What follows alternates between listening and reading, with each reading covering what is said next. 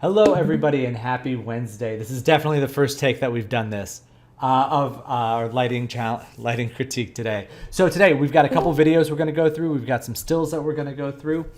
First off, I want to hop over into a Nuke session here. We're going to take a look at something that was going on with Jordan's.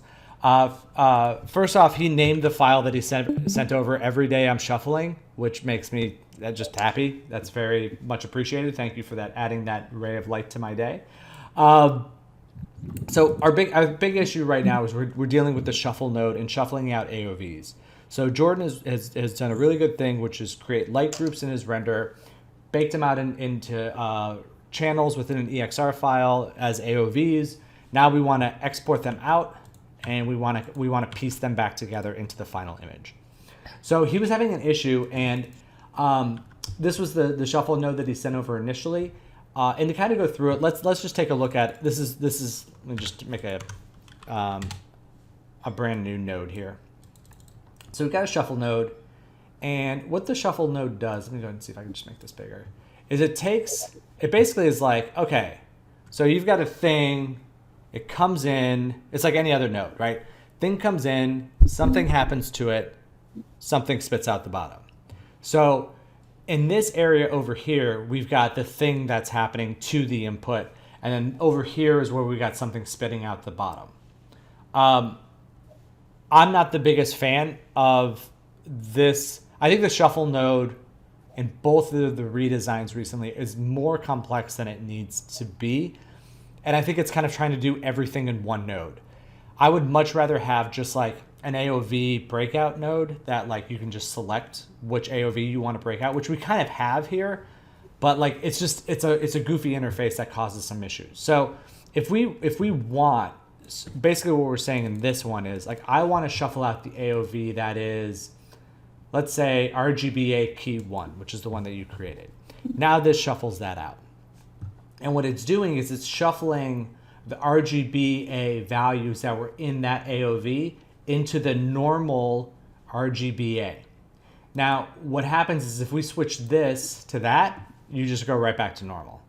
Because what you're doing is instead of shuffling it into the normal RGBA, you're just shuffling it into itself, which is what was in these nodes that you initially had sent over. It was just reshuffling things into itself, and that's kind of why that wasn't working.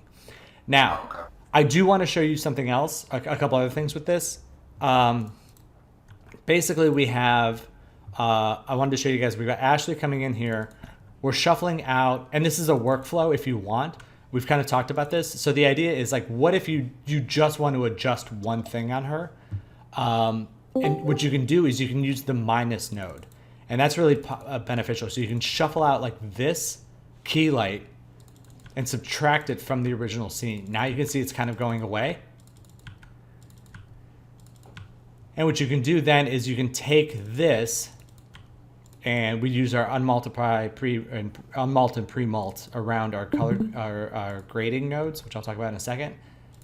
And then we put it back over the top. So we can take, it's basically like you're taking this, you're taking the original, you're subtracting out the key light that was there before, and you're plussing in one with a greater value, right? So that's a nice little workflow for AOVs there. Now, we were talking about building them up. This is the general workflow that I do, is I'll take it, just break out some shuffle nodes that shuffle out each individual layer. I unpremalt these, which is a way of unpremalting the alpha channel. We talk about this. I have videos on this. I'm not going to go too deeply into it just because it's a pain, but generally speaking, you want to unpremalt things before you plus them together or do color correction stuff. And then I'll plus these guys together. But the one thing that you want to watch out for is that if you look at all of these, they all have the same alpha channel. And if you just plus in the RGBA, it just adds alpha on top of alpha on top of alpha, which isn't what we want to do. So for each one of these merge nodes, they're normally set to RGBA. I just flip them to like the channel A to RGB, just so it only keeps one of the alpha between the two. I know that's a little confusing, but anytime you're plussing things together that share an identical alpha, you generally want to switch off the alpha addition, because think about what the plus is doing. It's adding those two things together. Then all of a sudden the alpha channel goes from being a value of 1 to a value of 2, and then it can go 3, 4, and it's just like these semi-transparent edges on things start to kind of build up, which the pre-malt and pre-malt are helping fix as well. But it's kind of a nice way to do that. Now, the other question that you had was, why, when I add all these together, does it look different than this, right? Mm-hmm. I'm going to use that same minus trick that I used over here. So this is the original. This is what we have. I think that there's something contributing to whatever, like this is what we're missing, right? And what this feels like to me is maybe a background NSCR, maybe a sky Volete dome. vedere la stretta di mano renderizzata? Oh. That was lovely Italian, I think, but if if you could mind muting yourself, that would be great. So basically, it's something that's causing this. Camera? Huh? Just happened. I think I can do it. Solo per farla più simile a quella. Here we go. Okay, so basically you want to see what's causing this, and this is what's probably missing. My guess, it's either some sort of sky dome, some sort of background plate, something in the scene that's causing some reflections. Also, like the glasses didn't make all of these as well, so that's something there too. So yeah, does that answer some of your questions? Yeah. So I would subtract it to, like, I would subtract. Wait. I'm missing the action step. So for this thing, it's like there's something in your render that's contributing this level of stuff that isn't in your AOVs, right?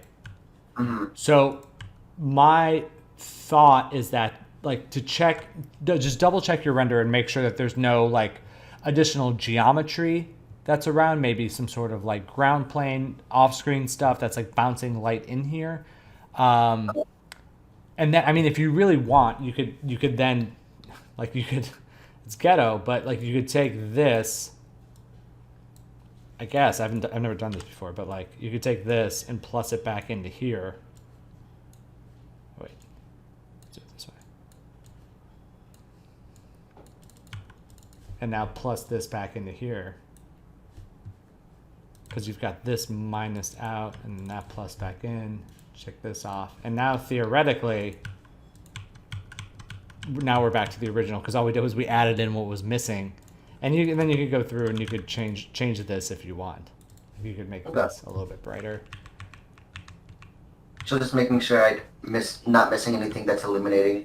Right, because I think because like sometimes it's like we get fixated on the idea that like lights are doing all the heavy lifting, but sometimes it's like a sky dome sphere, like just like a sphere around the scene, or like a ground plane, or like you've got some weird plane behind the camera. There's some image plane in the scene or something like that that's causing it. Yeah.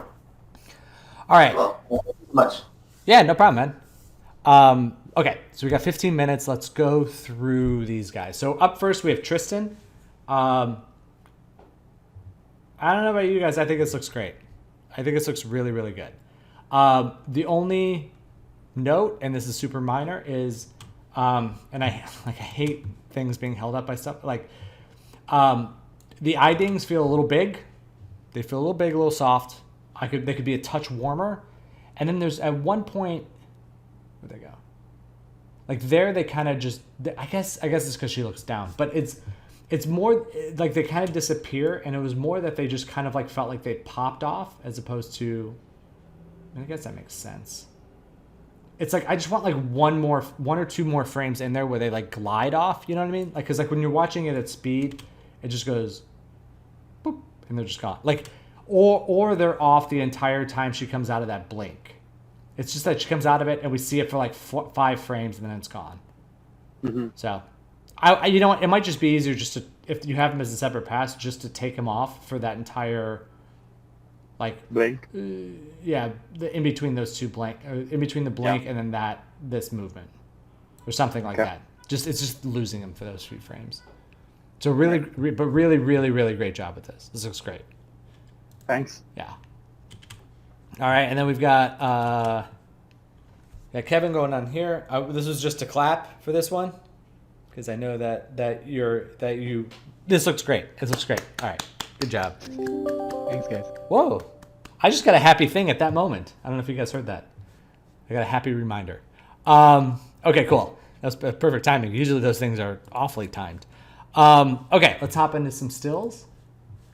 Let's start with Austin. Austin, you're here, right? Yeah. Hi. How's it going? I'm doing well. How are you? Good. Yeah.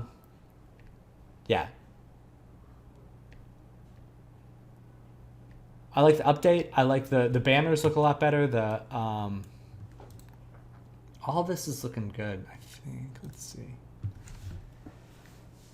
Yeah, I think this is looking I think overall the lighting on it looks really good. I would say that right now we are at a crossroads on how like we can be done with this as is, because the thing that would make this better is just more detail, right? Like more detail in the wall, more detail in some like the banners that are hanging overhead and some of that stuff, because I know it's not like pre-baked into this asset. So I guess my question is like, do you like, because I think this is a really, really good job of working with what was given. But in order to make this like a demo reel piece, I think we need to up the game on some of the assets that are in there, like the shaders and stuff.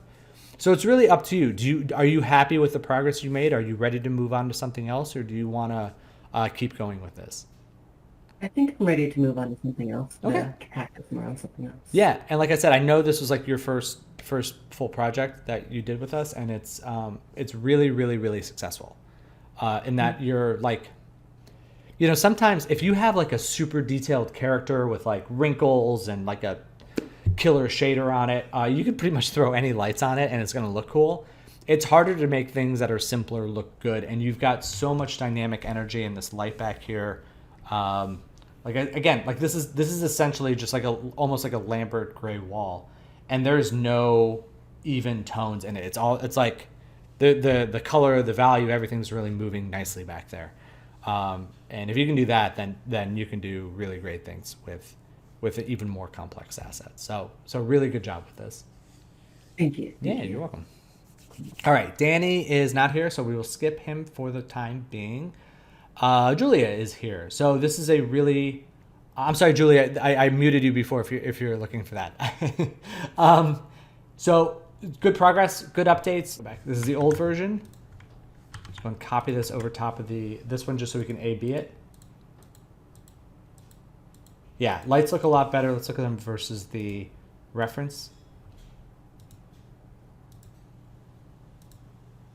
A little bit more red in them would be good, but I think they're very close. I think a little bit more blue in the background back here. Like it's more that we're not seeing really much of the red, like a red color back here. It's much more of like a purpley color, and like it's not coming from. I guess it's just because it's out of focus. And also, yeah, it's just like a little bit more out of focus and a little bit more haze back there too. But other than that, it's looking really, really good. Justin, this is nice, much closer to the reference. The first thing that I noticed about this when I opened this was the legs of this telescope. They are standing out to me as being darker than the telescope itself, or than really any other dark points, I should say, in the room. And so usually I would reserve those for the extreme foreground stuff, which I think those could, like the stuff in the foreground can actually go a little bit darker, just to kind of pull those forward a little bit, and then I would lift the darkness here.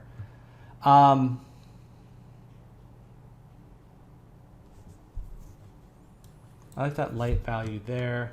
I would almost turn off the light creeping in the room, because I'm not sure that that's really adding anything, and I think it's kind of like. Because you just kind of want to feel that natural fall off from one main area across to the other side, and I think throwing that in there just kind of muddles that up a little bit. So I would take that off, and then this bounce in here looks really nice.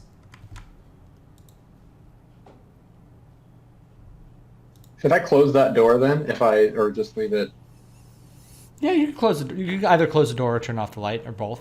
I think there's enough of a gap underneath the door that you probably would have to turn off the light either way. Also, not the most efficient thing in the world to have a light on in a room with the door closed in a 3D render.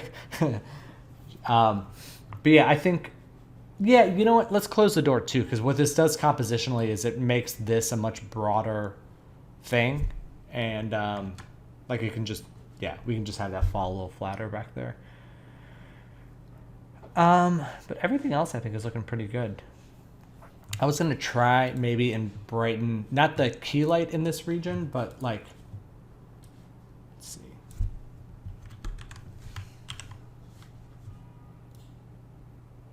I don't know, maybe. Let's see.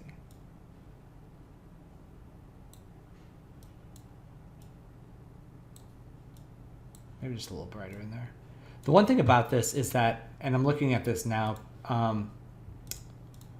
if I look at this overall, like, this does feel good and lifted, but it is, and I think this will happen when we get a little bit more of those darks in there, and we are kind of losing a little bit of, like, the dark values in the dynamic range. So I think adding that darkness in the foreground ought to help that a little bit.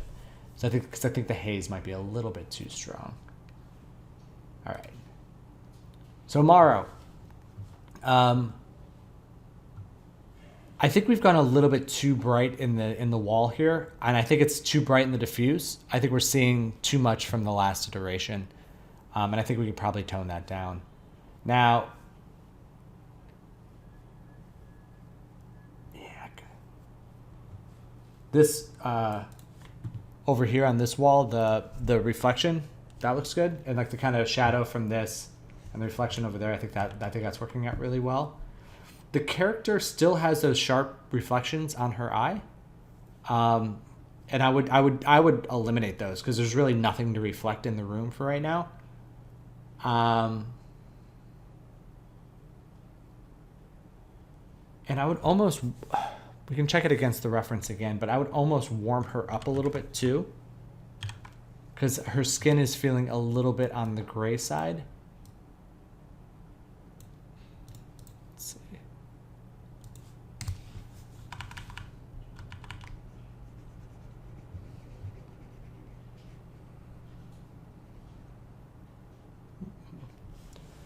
Something, it's a little much, but like something in that region there. Just kind of make her skin read a little bit more, read with a little bit more warmth. And then, yeah, this screen left side, less diffuse light and more of like this that we're picking up on. And I think we could take down the specular highlights on this phone that's in the shadow here. We don't necessarily need to see that. It's just nice that there's a darker shape there. I think that works out well. All right, Ruby. We've got your daytime and we've got your nighttime version, and it's great to see both. I think daytime looks great. I'll open it up. Does anyone have any notes on this? On the daytime one, no. On the daytime one, no. Let's go ahead and clap. Yay, Ruby. All right. All right. It sounded like that meant that there was a note on the nighttime one.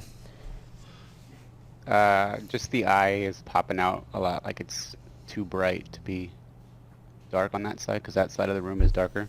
Yeah, I kind of agree. And it's one of those things that, like, when we see it in the daytime, this eye is so tough. It looks good here because everything else is brighter. But I agree that in here now it's just reading as like, oh, that doesn't quite feel right. I think because of that, we go darker with the eye. Maybe add a little, maybe have it be influenced by the blue a little bit more. See what that looks like. But I think that everything else looks good. It really is just that eye, and it's such a tricky component. It's like because it's just goofy that way. Like I said, I never anticipated that being the issue. All right, let's hop back into Dani's. So Dani, I think you knew the answer to this. It was funny, you posted this and you were like, is that center spotlight too bright? And it was like, it is. I think you knew. It's so it's yeah, but I think the structure of it's really good. I would also shift the focus of it over this way a little bit. I was kind of envisioning it hitting more like in here, because right now it's just like a little off center. But the effect of it's really good. It's just a little too bright. And I would also make it a little bigger. Like right now it kind of feels like it's right here. I think we can extend it out to like that size and then shift it over to the side.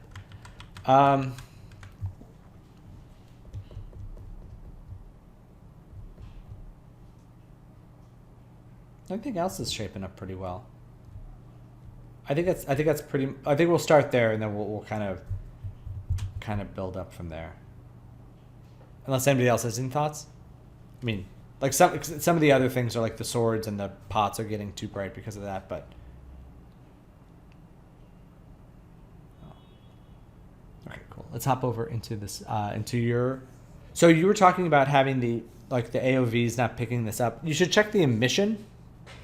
It might be depending on how it's created. It might be an emissive quality to it. Now the eyes, that roughness, it's a little unsettling to see eyes that like. Again, I hate that it's all about these little robots' eyes. I want it to be more about other things, but it really is like we just can't help but look at it. It's just like it's almost like it makes me just think of like sandpaper in my eyes, and it makes me want to rub my own eyes when I look at it. So I think we do need, and I think it's a good test, but I do think we need to smooth that out a little bit. I like the red color on the robot is good. It might be a little bit saturated, a little bit too strong. Character lighting is looking a lot better. I would just make the key light on there just a little bit brighter, like 10% brighter.